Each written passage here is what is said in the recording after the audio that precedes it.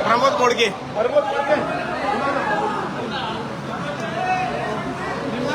आप बोलिए। सगाई मेंबर के प्रमोद बोडके। अस्सलाम वालेकुम रहमतुल्लाहि व बरकातुहू। हमारे इस इलाके के नौजवान मजलिस के वफादार साथी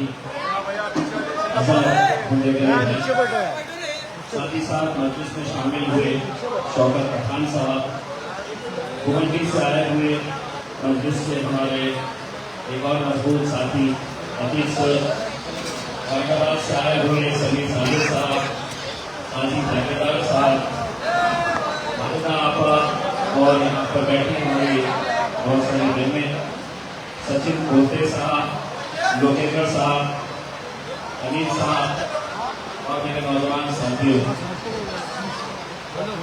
मुझे खुशी इस बात की है कि जब भी शोलापुर आता हूँ मुझे अपने से ज्यादा इस बात की खुशी होती है कि यहाँ के जिम्मेदार मेरे भाई फारूक शाब्दी साहब, उन्होंने यहाँ पर जिस तरीके से शोलापुर में काम किया है और जो मोहब्बत आप लोग तालुक भाई के लिए दिखाते हैं, यकीनन मजलिस को मजबूत करने में जिन दो लोगों का बहुत बड़ा अहम किरदार है, जिन्होंने मजलिस को शोलापुर के अंदर बहुत मजबूत किया है, उसमें एक फारूक शाब्दी साहब है और दूसरे हमारे हैदराबाद के साथी अनवर सादात साहब है। ये लोगों की मेहनत है कि जिसकी वजह से आज मजलिस इत्तेहाद और मुस्लिमीन शोलापुर के अंदर इतनी मजबूत हुई। आप लोगों ने हमेशा बढ़ चढ़ कर मजलिस का साथ दिया। यकीनन नतीजे जो भी आए हो, महज कोई लीडर एमएलए या एमपी बनकर भी नहीं होता है। लोगों के दिल में अगर मोहब्बत हो तो वो एक अच्छा लीडर साबित होता है। भले ही फारूक शाब्दी साहब यहाँ से जीत हासिल नहीं किए हैं या अतीक सर ने गुवाहाटी से जीत हासिल नहीं की है या इम्तियाज जलील ने औरंगाबाद से जीत हासिल नहीं की है, लेकिन हमारी जीत इसी बात के अंदर है कि आपने हमारा साथ दिया, लेकिन हमें दिल से नहीं निकाला, ये हमारी जीत है। आपने हमें दिल में बसा कर रखा, ये हमारी जीत है। आपने मजलिस का परचम आग की थामे हुए हैं, ये हमारी जीत है।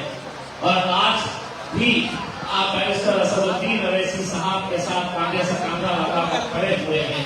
इंशाअल्लाह कल हम कामयाब हुए हैं, लेकिन आने वाले वक्त के अंदर मैं इतना यकीन के साथ कहता हूँ, मोदी जी अक्सर ये बात कहते हैं अच्छे दिन आने वाले हैं, तुम्हारे कब आने वाले हैं पता नहीं है, लेकिन मजलिस के अच्छे दिन लोगों की वजह से जरूर आने वाले हैं।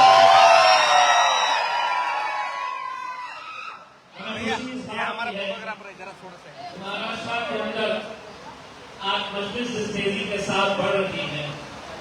हमें खुशी इस बात की है कि हमारे गायक बैरिस्टर असदुद्दीन अवैसी साहब आज एक छोटी सी पार्टी जो हैदराबाद में पैदा हुई थी, आज उनका सदर हिंदुस्तान की नुमाइंदगी करने के लिए पूरी दुनिया में घूमता। वैसे तो 500 से ज्यादा एमपीज है, लेकिन 500 से ज्यादा एमपीज होने के बावजूद भी अगर 50 एमपीज का डेलीगेशन पूरी दुनिया के अंदर भेजा जाता है तो एक सबसे अहम डेलीगेशन के अंदर मेरे गायक बैरिस्टर असदुद्दीन अवैसी साहब भी पूरी दुनिया के अंदर जाकर इस मुल्क की आवाज बनकर वहां पर गूंज रहे हैं, वहां पे लोगों को बता रहे हैं, ये बता रहे हैं कि हुकूमत ऐसी भी हो, ये मुल्क हमारा। ये बात असदुद्दीन अवैसी साहब ने पूरे दुनिया में जाकर बताई। मेरे भाइयों, आने वाले कुछ महीनों के अंदर महाराष्ट्र के अंदर जो इलेक्शन होने जा रहे हैं, हमने पहले ही ऐलान कर चुके हैं, हम पूरे महाराष्ट्र के अंदर चाहे वो महानगर पालिका का इलेक्शन हो, नगर परिषद का इलेक्शन हो, जिला परिषद हो या ग्राम पंचायत का इलेक्शन हो, अब मजलिस पूरे कोने कोने तक पहुंच चुकी है और हर इलेक्शन इंशाल्लाह पूरी मजबूती के साथ मजलिस इस बार लड़ेगी। शोलापुर से हमारी उम्मीदें ज्यादा है, इसलिए ज्यादा है कि यहाँ मोहब्बत भी बहुत ज्यादा है। हमारी उम्मीदें गोवंडी मुंबई से ज्यादा है, इसलिए ज्यादा है एक नौजवान लड़का जो पहली मर्तबा इलेक्शन के मैदान में उतरा तो उसने 42,000 वोट हासिल किए हैं और इसके खिलाफ एक लाल टोपी पहनकर बदलों के बीच में घूम रहा उसके खिलाफ 42,000 वोट अगर अमृतसर हासिल करते हैं तो मैं आज यकीन के साथ कहता हूं कि इंशाअल्लाह आने वाले वक्त में आने वाले जब भी इलेक्शन रहेंगे तो दूसरों का तो पता नहीं, 2 एमएलए मेरे यहाँ पर स्टेज के ऊपर बैठे हुए हैं, एक तो अमृतसर है और एक हमारे फारूक शाफी साहब। मेहनत करते रहेंगे, लड़ते रहेंगे, लड़ते रहेंगे, मेहनत करते रहेंगे। लोग समझते हैं कि जीत कर नहीं आए हैं, गिर गए हैं तो अब ये खत्म हो जाएंगे। हम गिरे हैं, खत्म नहीं हुए।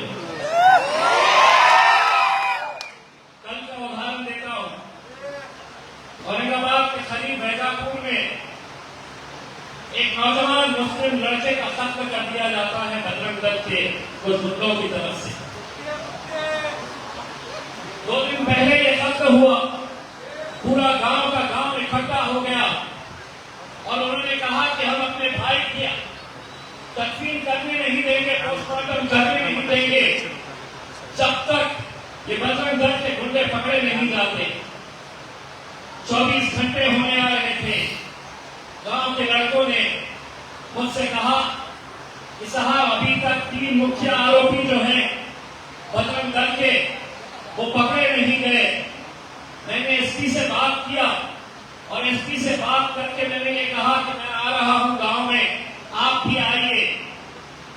एसपी साहब वहां पर थे, मैं भी वहां पर गया। मैंने लड़कों को ये समझाया कि हमारा जो बच्चा जिसका कत्ल हुआ है उसके कातिलों को सजा कैसी दिलानी चाहिए, कि हम इंशाअल्लाह पूरी ताकत लगाएंगे। बच्चे तैयार नहीं हो रहे थे। बच्चों ने कहा कि नहीं, जब तक मुख्य आरोपी पकड़ा नहीं जाता तब तक हम यहां से बॉडी को हिलाएंगे नहीं, पोस्टमार्टम कराएंगे नहीं। मैंने एसपी से बात किया, मैंने कहा कि अगर हमने ये बॉडी का पोस्टमार्टम कराते हैं, मुख्य आरोपी 3 के 3 कितनी दिन के अंदर, कितनी देर के अंदर पकड़े जाएंगे। उन्होंने कहा कि इम्तियाज जी, मैं आपको जबान दे रहा हूं, आप यहां से ये बच्चों को उठाइए, हमें पोस्टमार्टम करने के लिए दीजिए। 24 घंटे के अंदर हम पूरे आरोपियों को खड़े करवा देंगे जेल के सामने। दोस्तों, एसपी ने जबान दी थी, लड़कों को मैंने समझाया कि पोस्टमार्टम करने दो, तदफीन अच्छे से होने दो, हम अपने बच्चे की लाश ऐसे ही मोर्चरी के अंदर पड़े रहने नहीं देंगे। बच्चों ने सुना, नतीजा ये हुआ कि तदफीन होने के 2 घंटे के अंदर, 2 घंटे के अंदर रात में 8:30 बजे एसपी साहब ने मुझे फोन किया और उन्होंने कहा कि एक आरोपी जिसने वो छुरा चलाया था उसको हमने गिरफ्तार कर दिए हैं 2 घंटे के अंदर। उसके आधे घंटे के बाद वही एसपी का फोन आता है और वो कहते हैं कि इम्तियाज जी, दूसरा आरोपी भी हमने गिरफ्तार कर लिया। और आज अभी आते आते वहां के इंस्पेक्टर का फोन आया कि तीसरा जो मुख्य आरोपी है उसको भी हमने गिरफ्तार कर लिए। ये क्यों हो रहा है? ये कैसे मुमकिन हो रहा है?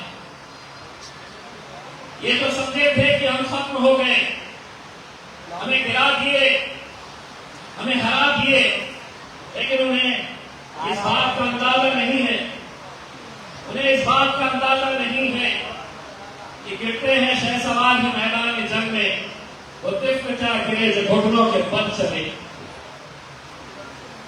मेरे भाई, ये आप लोगों की ताकत है, ये आप लोगों का जज्बा है, ये आप लोगों की मोहब्बत है कि उस लड़के को अगर इंसाफ मिला है तो वह आप लोगों की वजह से मिला है। आप लोग कहेंगे कि कैसा, हमारी वजह से कैसा मिल सकता है? पुलिस को ये मालूम पड़ता है कि हम शोलापुर में गए तो उतनी ही तादाद के अंदर चाहने वाले इकट्ठा होते हैं जितना बैजापुर के अंदर इकट्ठा होते हैं। मैं आप लोगों से सिर्फ इतनी इंतजार करना चाहूंगा, ये इलेक्शन मोहल्ले का इलेक्शन होता है।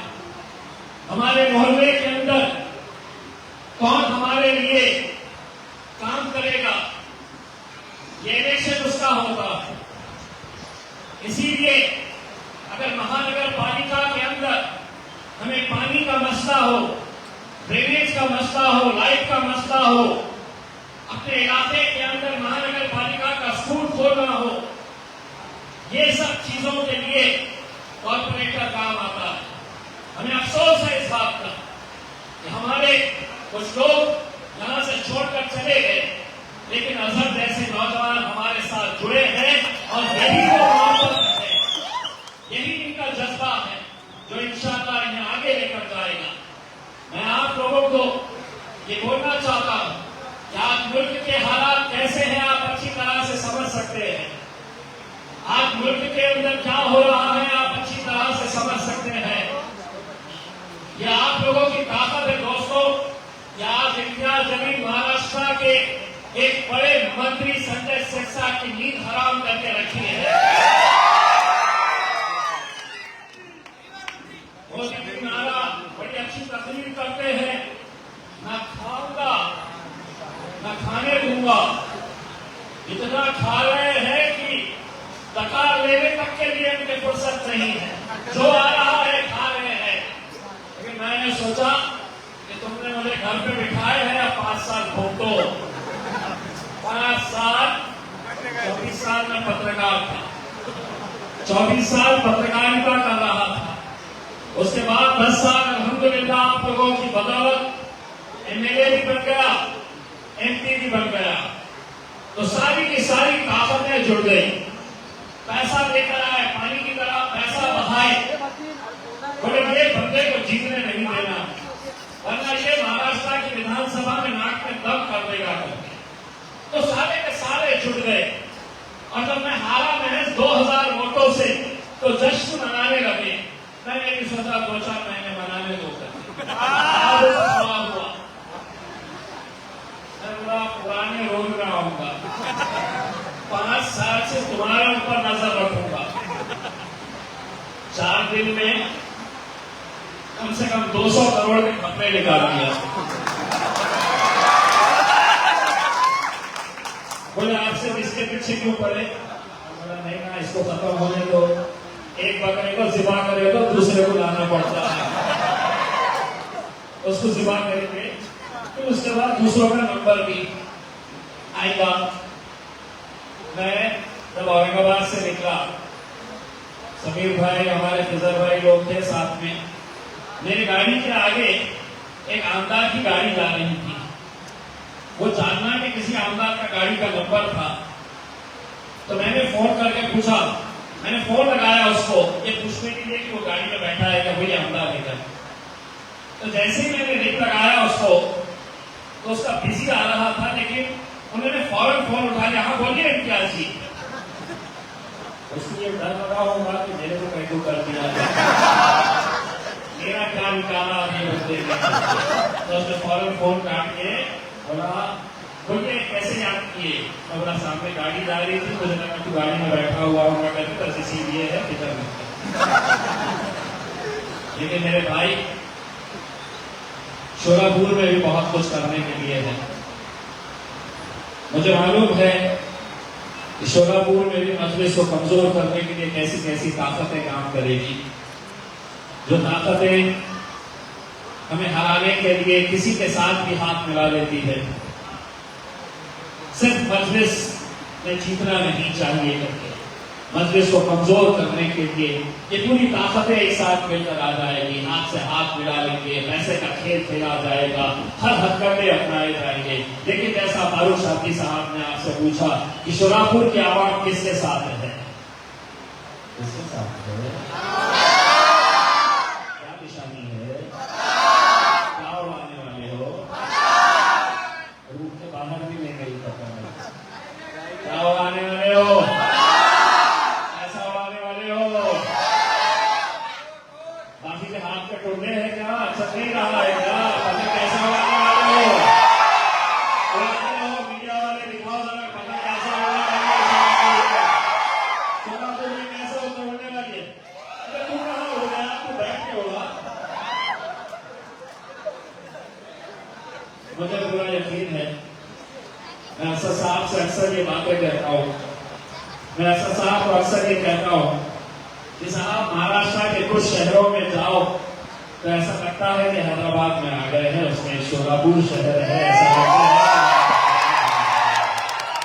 और ये यकीनन अनवर भाई हो, फारूक शाफी साहब हो, या हमारे नौजवान साथी, हमारे कॉर्पोरेटर्स हो, जिन्होंने मेहनत करके यहाँ पर मजलिस को इस मुकाम तक पहुँचाया है।